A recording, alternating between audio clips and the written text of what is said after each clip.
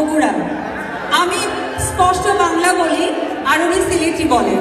আমি কিছু বুঝতে না পারলে আপনারা আমাকে বুঝিয়ে দিবেন সিলেটি, ঠিক আছে?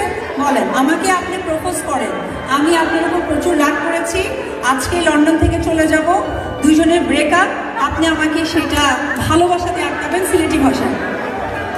আপনি যাবেন না, আপনি এখানে থাকেন, আমি আপনাকে খুব ভালোবাসি, আমি আপনারা খুব ভালো পাই। I love you, I love you অপবিশ্বাস, কাম অন বাংলাদেশ।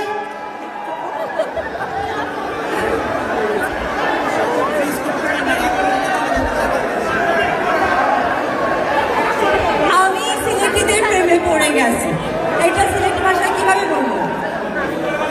আমি তোমারে ভালো পাই।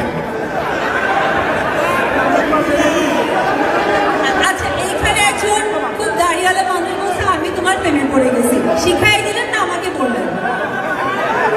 আচ্ছা, আমি তোমারে ভালো পাই।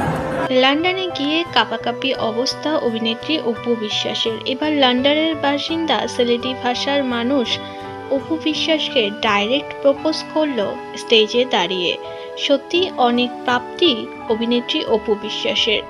ভক্ত অপু বিশ্বাসের বহু জায়গাতেই রয়েছে, তাই তো লন্ডনে গিয়েও ভালোবাসা পাচ্ছে সকলের থেকে।